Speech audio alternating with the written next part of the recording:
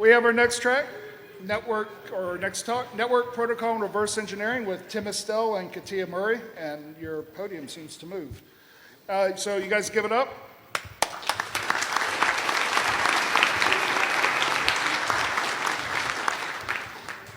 Thanks. Good, network protocol reverse engineering, but don't fuck with the network. So do this at home, not here, right? I'm Tim Estell. This is Katea Murray. Katea has been coming to this since we were at the Alexis Park, DEF CON 12, first DEF CON we came to. So this is our first time speaking, though. She's been to other conferences, but this is her first time speaking at DEF CON as well. So good job. Thanks, Tim. And this is Tim. Tim's been hacking on and off, he likes to say, since the 80s, and he's going to DEF CON and Black Hat as well. A special note about Tim, this is his first time speaking, but I blame Tim for everything. So if something goes wrong, I blame Tim. So if this talk sucks, blame Tim. If you like it, you're welcome. Okay, so just to kind of get us started, what's this talk about? So sticking with the theme of DEF CON was the rise of the machines, right? So we wanted to focus on communication protocols. Can you make it? Can you make it bigger?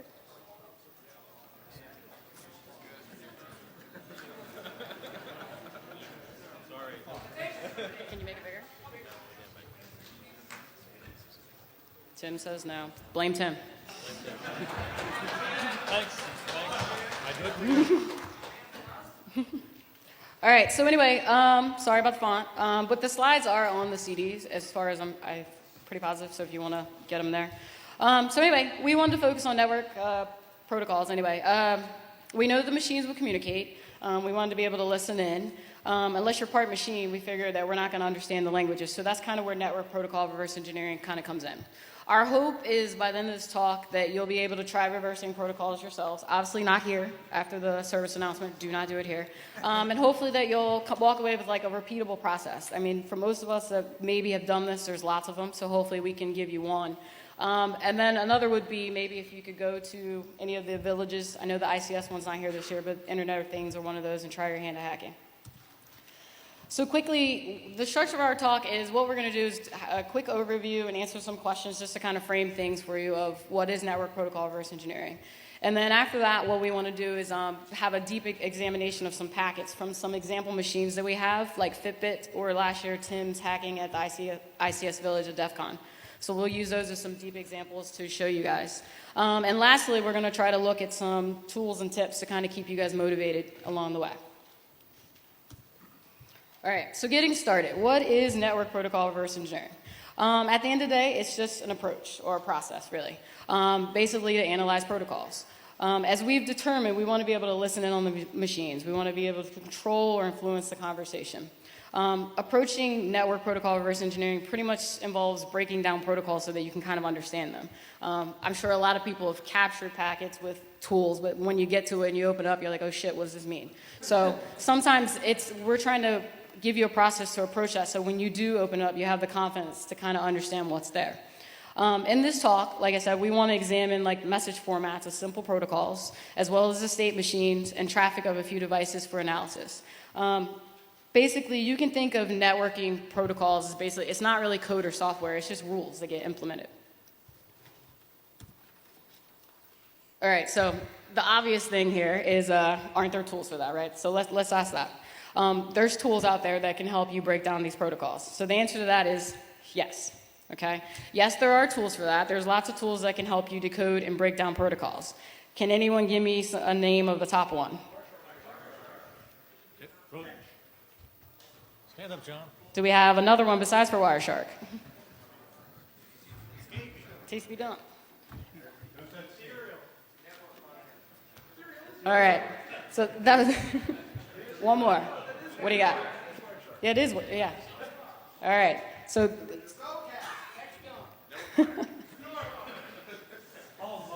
Almost. Really? Last one. All right. So here's some of the tools, and pretty much you guys were listing them. Obviously, this isn't all of them, but this is just a few. So the thing about these tools, there's lots of tools to help you, right? So there's lots of tools depending on what you like to do, what you like to use. But one of the things that we know with using tools, they all have limitations, right? So TCP dump, it's great. You can collect packets. You can use it for splitting, merging packets, filtering packets. But in some cases, it lacks that ability to do layer 7 analysis, or it has a lot of vulnerabilities in it. Wireshark, probably everyone here probably uses it or familiar with it. I know I use it all the time myself, and it's a common tool for doing packet analysis. And while it can separate out the individual conversations, it can't dissect the packet for you or identify changes between a packet. And sometimes it doesn't have the ability to show you the state machine. And IDA Pro, while not really a packet analysis tool, but if someone wants to look at a binary, look at code, and look at API calls to understand communications, you can use IDA Pro for that. It provides a good picture of how the code is implementing a protocol, but then again, the limitation there is going to be in your understanding and use. So whether or not, if you're not familiar with it and you don't know what you're looking at, again, that could be a limitation. So motivation. Okay, so we know that there's a process, right? We know that there's tools to help. So what's going to be our motivation to try to learn how to break down these protocols? So the one idea is maybe you're a pen tester, right? So maybe your job is to do packet network analysis at your job. You want to be able to know what's coming in your network and leaving out of your network, right? You may have the packet capture, so you're using Wireshark. But if you don't understand the protocols, answering customer questions becomes a lot harder, right? And you can use Wireshark for common protocols, but what happens if it's an unknown protocol? It's something Wireshark hasn't seen before. It's going to barf. It's going to die. So what do you do then? So that's your oh shit moment, right? So if you can reverse the protocols, if you can show what data is being there and kind of the system workflows, that's a better answer for your customer, right? Here's the data. I know exactly what's coming in and out of your network. Another reason is maybe you set up a home network, right? So you got a lot of gadgets on your home network, and you want to be able to see what's going in and out of your home network. That might be another motivation. Another motivation might just be curiosity, right? You just kind of want to learn these things for yourself to just start getting used to it, see what you can do. And again, because if the machines take over, you want to be able to listen in. So how hard can it be? Well, it depends on how you approach it, right? So people design protocols, and people are predictable, right? So most people are going to follow a certain logic in how they structure a packet, how they set up the protocol, the state machine. And as we said before, network communications are really like a set of rules that get implemented. Well, what if those predictable people don't follow these rules, right? So there's a lot of variance and options that leaves us with an unknown protocol. Picking out a checksum field is something that we statistically do, but like trying to figure out how to calculate how the checksum's calculated can be a tedious process.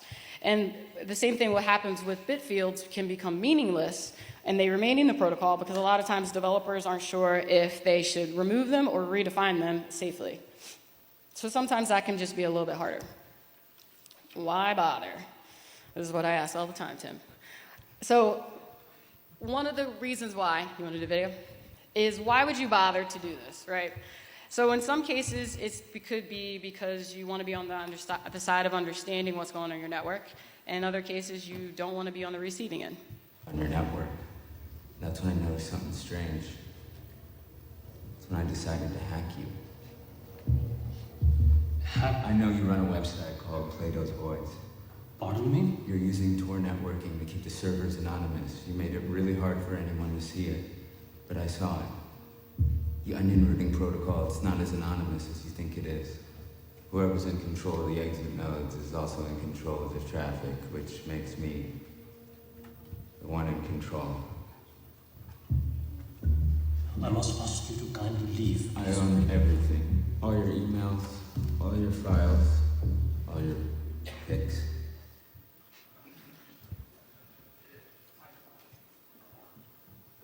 All your picks, right. So, sorry. I tend to pace, sorry. All right, and I apologize if the font's small, so we'll fix that on the next talk that we do. So what does DEF CON think of network protocol reverse engineering? 2 years ago, there were a couple of talks. Jesus Molina, Jeff McDonald, Dustin Hoffman, and Thomas Kinsey, and they all presented talks on specific protocols, but they didn't really step through the process, a generalized process for how they derived information. And in fact, Jeff McDonald said, why bother spending time understanding the protocol just to break it? And he was introducing a fuzzing tool. And then last year, they also had another talk by Peter Shipley and Ryan Guler, who presented a talk on Insteon. And they asserted that the published protocol documentation was incorrect and deceptive, And they obviously reverse engineered it, found how it really worked, and then they used that to exploit it. So it's a good example of why you would want to learn protocol reverse engineering. I mean, the publisher said, or the vendor said, here's how the protocol's supposed to work. They reverse engineered it and found out that wasn't in fact the case. And then what do academics think of NPRE? So this really started in about 2000. There were a lot of academic papers up through 2010. And if you look at the conference CD, we have our literature survey on there. You can go read it. I'm not going to bore you with that, but basically there was a lot of progress where they first of all said, no, it'll never work. You can never do this. It's too hard. And then they gradually figured it out. And by 2010, there was a lot of demonstrated approaches that were successful for both the generalized and the specific cases. But we're not going to talk about classification algorithms and how all that works. We're going to try and give you some steps that you can use on your own with your own tools at home. So we're going to make some assumptions here to make it simple. We're going to assume that you're going to start with some frame network protocol data. Your PCAPs may not have the start and the full session. You know, may have part of the middle or the ending or the beginning, but it's going to be framed already for you. Doing some stuff, starting without frame data, like if you're doing RF or if you're trying to do something off of a embedded systems bus, that becomes a whole other challenge and a problem that we're not going to go into. We also assume that cryptography works, so we're not going to talk about how you break encryption keys. I'm just going to assume that that works, and there's still value in doing protocol reverse engineering even if you don't have the keys and can't reverse it, because you can understand, you can start to see where the sessions are and how the keying sessions are instantiated and where you may want to try and introduce some faults in the network. We also assume legal authority, so public service announcement again, that wasn't planned in advance. Good timing though. We're not lawyers, but don't be evil. Don't try this at Starbucks or here at Caesars. Try this at home. Don't go to jail. If you do, don't come for us. So here's our workflow. It's a general workflow. You collect the data, you frame it, you start to construct a state machine, you start to look at the fields, you test what you know, and then you go back to the beginning and get the data again. And we're going to step through this, starting with data collection. So packet collection. Step one is get some packets, right? So how hard can that be? Well, first you want to get some packets in a clean environment. So if you start here at Caesars and just start sniffing traffic on the DEF CON wireless network, you're going to get all sorts of noise. And if you're trying to look at one particular protocol, there's going to be a lot of data in there that you're going to have to sift through to find the packets of interest. So start with a clean collection. Set up your own environment. Get a hub. Those are harder and harder to find. I checked today, and there weren't any in the village. I even asked for them. They said, no, they don't have any. But try and find a hub if you can. The other option is to do some cable splicing. That fuzzy picture there is of a Cat5 cable that's clipped so that on one end it can't transmit. You can also buy devices that'll do this for you, that do network taps. Still step up close to the mic.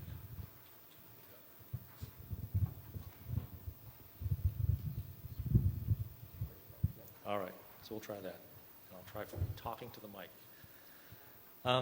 All right, so, and then do cold boot and reboot. So the first thing I like to do is set up my network, wait for everything to settle down so that I know all the packets that are coming across the network, and then boot up the device of interest and watch those initial packets come out, because you'll see some interesting things come out. As soon as the device comes up, it may beacon for other devices from the same vendor. It may send out a request for timestamp. It may broadcast its MAC address or something, or not its IP address. It may send things out that you can immediately start to identify some of the unique protocols. And then go through the normal sequence of using whatever the device is and capture those packets, but then go back and look for the rainy day captures. Try and do it under congestion. Try and do it when you introduce error conditions or a heavy load, and try and force the device into those other cases, down those other code paths, so that all of the protocols will show up in your captures. All right, and also a good thing to look for is the management utilities. A lot of devices have, the vendors will give you a web interface or something that you can run on your Windows box that will go out and find all of their devices on your network. See how it's broadcasting that out and see what those packets are. Or if it has a web interface, use the web interface and capture those packets. See if they're really encrypted. See what kind of protocols they're using to communicate to the device. Unfortunately, sometimes you don't have those choices, especially if you're on a pen testing gig. You're just going to collect traffic. It's going to be noisy, and you're going to get stuck trying to filter this all out. Try and capture that in small PCAP files. You don't make your job harder than it needs to be. So understand your environment. Keep it simple, and collect small PCAPs so that you have smaller sets of data to start analyzing. Then you move on to framing. we assume that you're going to have framed data, so this doesn't really necessarily apply if you're doing this off your home network. It's going to be fairly well framed for you. But what you want to, in other environments, you need to look at where the packet starts and stops, so you know where the data you're interested in and what of that you can avoid. But we're going to assume that you're starting with IPv4, or if you're really elite, then IPv6 on your home network. Okay, so then what is a state machine? We've mentioned that a couple times. A state machine is really just how it helps you diagram how you observe the protocol acting. So I've given an example here. This is at the end of a TCP/IP connection, the three-way handshake as it shuts down. Should be familiar to most people here. That's what I mean by a state machine. It's not really complex. Start with that and just start understanding how the protocol interacts with each of the pieces of the protocol interact with each other and with other devices on the network. So here's an example for a Fitbit. This is obviously can't read that, but it's in your literature survey on the CD, as well as in the slides for the talk. And the slides for the talk, for those of you that didn't get the packet, will be available on the DEF CON media server about 2 months after DEF CON, so you can pull it down from there.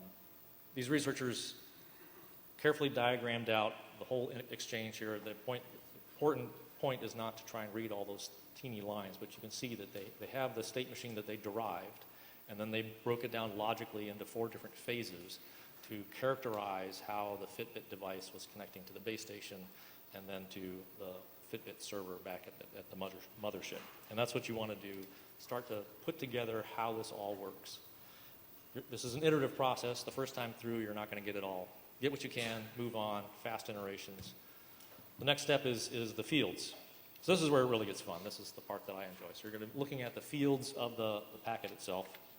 And there are lots of different ways, or often lots of different types of fields. We've kind of broken it down here in a logical approach for how I would approach it. Find your own, build your own process. But let's start stepping through these real quick. So string fields. Somebody mentioned Wireshark. Anything about Wireshark is, over in that right-hand column, provides ASCII output of the packet itself, which may or may not be readable to you. So that's really easy. You capture some packets, open it up in Wireshark, find those packets, look at it. You can immediately see, in this case, this is a SOAP protocol. So it's lots of XML-like data, lots of strings you can look at, and you can start to understand what that is. This is from the ICS Village last year. I was really hoping that they were going to be here this year, because that was a great opportunity to go down there and work with an industrial control system and play with it a little bit and capture the packets and then reverse engineer them and actually influence the device. So XML is popular, becoming more so. You'll see a lot of JSON now. That's becoming more popular as well. And then HTML, they like to embed stuff in HTML and it just becomes really messy to look at, but it's, at least it's strings, it's easy to look at, and you can start to piece it all together. All right, almost string fields. What do I mean by that? Well, binary coded decimal is something that's really strange. You may have seen this in this geek clock. You may have one on your desk at work. Basically, you read the binary value like a clock. You're not reading hexadecimal, and you're interpreting the bits. You're just basically using hex, but ignoring A through F, right? So this was so common at one point that embedded system libraries would include math functions for BCD. So you would have your embedded real-time operating system library, and they would give you built-in math functions for doing add, subtract, multiply in binary coded decimal. Why were they doing this? Well, when you're reverse engineering a protocol, it's a lot easier to look at a hexdum and read decimal than it is to look at hexdum and read hexadecimal and then do the math in your head. So you'll sometimes see IPv4 addresses, you'll see serial numbers, you'll see dates, you'll see license numbers or whatever in the protocols or in the device that you're looking at encoded in BCD. So history becomes an interesting lesson in forensics. And speaking of history, what do they do when they have old devices that they want to bring to the internet age? Going back to the ICS Village last year, that it was a Modbus protocol that the device was using. Modbus was developed in '79. The internet was developed in '83. when the internet came along, they didn't reinvent Modbus using the internet. They just kind of took Modbus and shoved it into IPv4.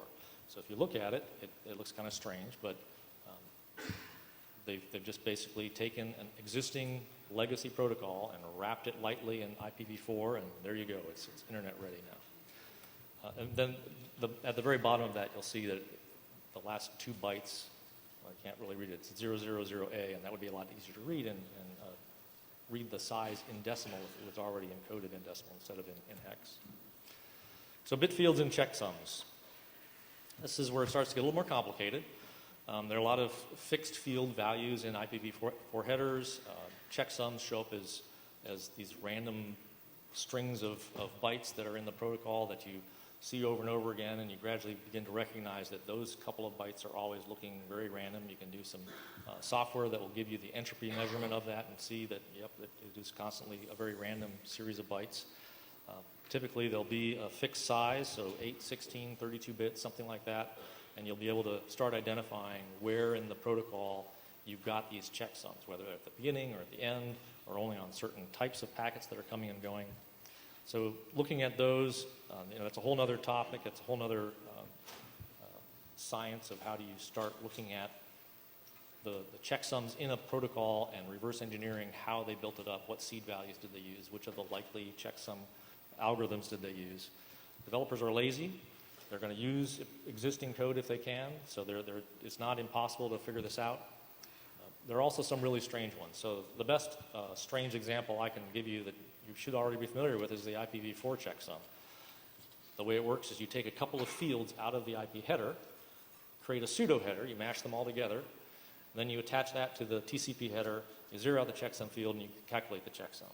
If you didn't know that in advance and you were reverse engineering that, that would be a really big challenge, because who would ever think you'd take the header that's there and only a couple fields come out of that and you string them together in a different way and do the checksum over that.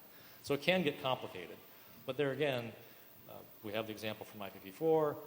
That's something that all of us are familiar with. So just reach back into what you know about other protocols and try and leverage that. And then command values. Those are really just bit fields with a purpose. You've got typically some indicator in the packet or in the protocol itself that says what kind of packet this is, whether this is a hello world packet, or it's some sort of heartbeat message, or a status message coming back, or an error message going out. So you can look at these command values, try and capture all the different types of code paths that you can exercise in the device, collect those PCAPs, and see if you can build up your own dictionary of all the command values that you can see. You're not always going to see a nice sequence. Oftentimes there is a clear sequence you can see. The command value 1, 2, 3, 4, 5, 7. Well, obviously I missed a couple in there. Let's see if we can force those to come out. But other times they'll look pretty random, and that could be because they're doing something with a Hamming distance. So Hamming distance is where they deliberately only use the bit patterns such that any single bit flip won't be interpreted incorrectly as a different kind of command value. So it's not necessarily going to be a strict sequence. Don't spend too much time trying to force the device into an error state that will fill in the blanks. And then finally, the all others. So understanding what state the device is in when that packet leaves the device is really important for understanding what possible content that packet will have, and therefore what you're looking for and what to try and reverse engineer.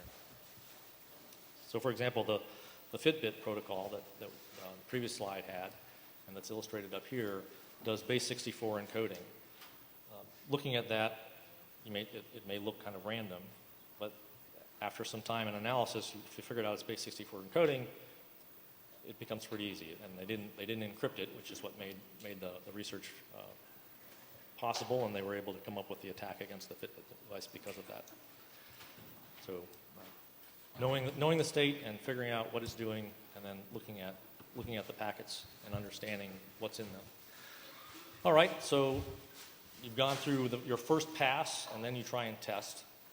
This is where you test your assumptions to see whether or not you can convince the device that you're legitimate. So maybe you're trying to convince the server that you're a legitimate endpoint. Maybe you're trying to convince the endpoint that you're a server or a peer. But try and exercise it. Send out your own packets. See if you can get the response back. See how far down into the handshaking process or whatever the exchange is with that device so that you can start to spoof it and take over the sessions and become one of the endpoints. So a good tool for this is Python. A lot of you are probably familiar with Scapy. I don't know if anybody shouted out Scapy when we were asking for it. There was one. Okay, so somebody already, at least somebody's using Scapy, yeah, and Python. Good. If the ICS village was here, the approach that you took there is you would collect the packets, see which packet had the command going into the ICS device that would tell it to enable the switch. You could flip that, and then using Scapy, reconstruct the packet, and send it out. And it would be accepted by the device because there's, in a Modbus protocol environment, there typically is no authentication. There is no SSL that gets added on in front of that. So once you're on the device, you can do that. Change the register value, send the modified packet, and change the light. And then you iterate. You wash, you rinse, you repeat.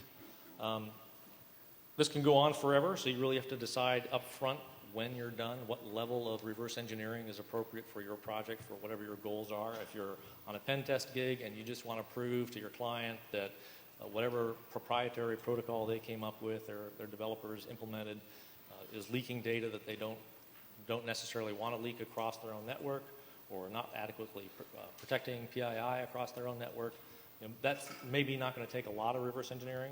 On the other hand, if you're trying to control the device so that you can remotely connect into it and change the behavior or change the state of the device, that may require more reverse engineering.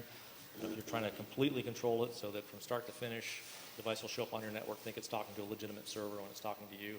It gets more and more complex. So figure out up front how far you need to go, understanding that you're never going to really reverse it all unless you can pull the firmware and get the code and do a lot more work on that. But even with a little bit of work, you can really start to influence devices and change the behavior. All right, so how about some tips from our own experience of what works and what doesn't? Nothing works.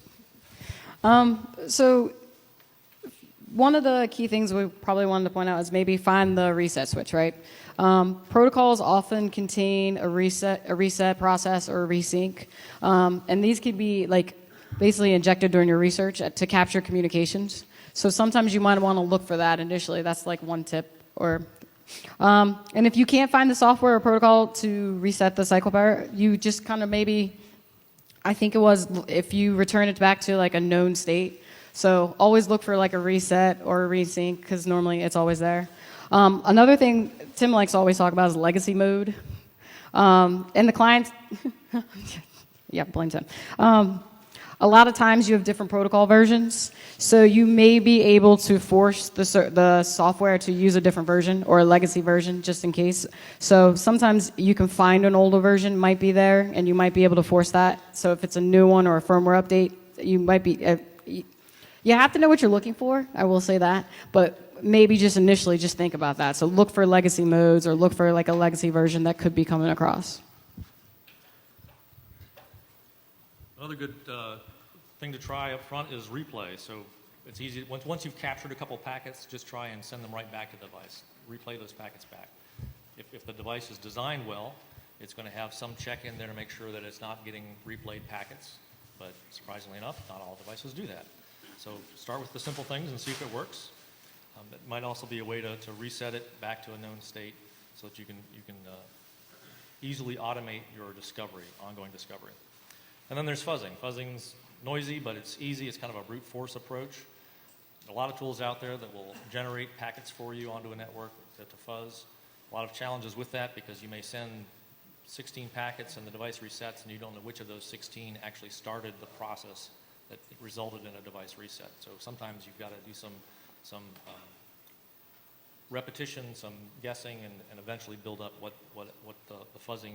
fuzzed packet actually influenced the device. And then observe where your injected packets are getting caught. If you're trying to convince the device that you're a legitimate server or a legitimate endpoint, how far are you getting before all of a sudden the device behaves differently? So you're comparing the captures, the known good sequence of events with your attempt and see how far down that iteration you're getting, and then adjusting your approach as you narrow down where you're falling apart. Okay, and another thing is devices like to be discovered. So you turn on a device, most likely it's going to say hello to somebody somewhere. A lot of these companies put in some type of way to poll for status or poll for updates, even to send firmware updates. I mean, you guys saw like the incident with the drone near the White House, and then they sent a firmware update. There's always something in some type of machine or device to like say, here I am, or this is where I'm at, or some kind of status. So sometimes look for that, or just assume that there probably will be something going back to a vendor.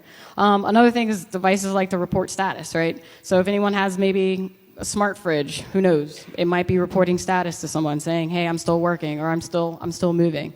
So always look for that. There's probably going to be a packet, and after a while you can look at it. It'll be repeatable. I mean, you'll be able to see a signature in there that's the call home, or that's the I'm still working, or that's the I just died packet, or something like that. So devices are always talking.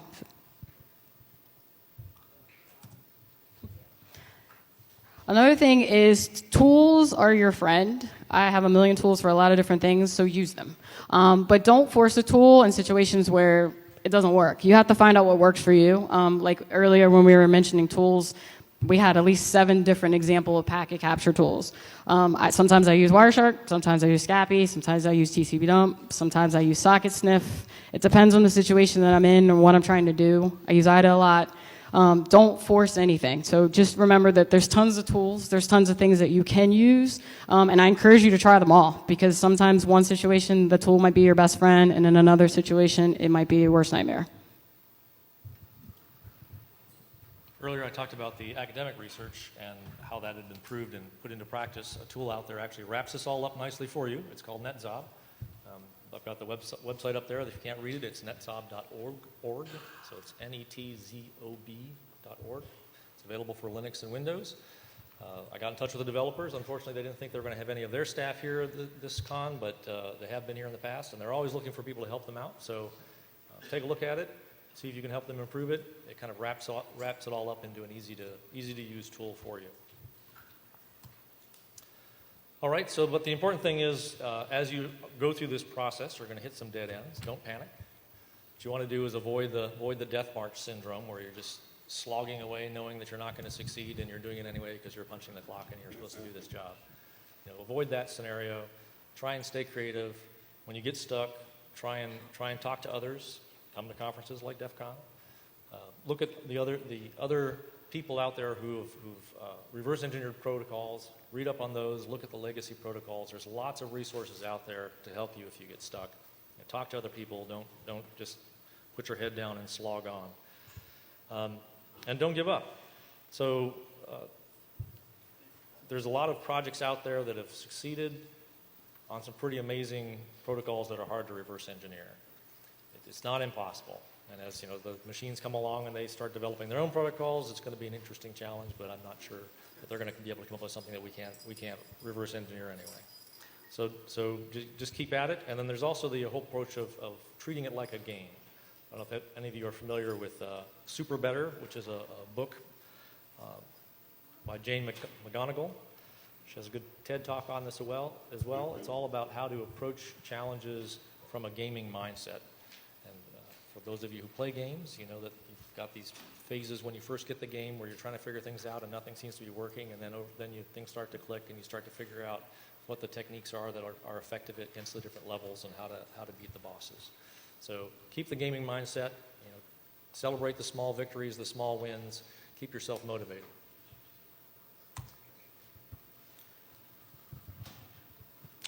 And this is just pretty much just a wrap up. I know it's kind of small, but basically what we covered. So we covered what is protocol reverse engineering, why you should care, or maybe you don't. I don't know. Depends on what side you chose. We gave you a process. At least Tim kind of went down a process for network protocol reverse engineering, some things to look for, some fields to check for. And then we kind of walked through, collect the data, get some packets, frame it, right? So figure out where the data is, understand the session, so the state machine. Look for some fields, test, try it out, and kind of the rinse, repeat. Basically, if you just got to keep trying. That initial one, you'll firstly do it, but once you get your own process, and it might not be this process, but once you get your own process, it's repeatable, it's a lot better.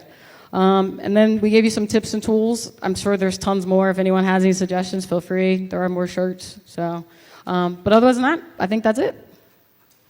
All right, so we have time for a few questions.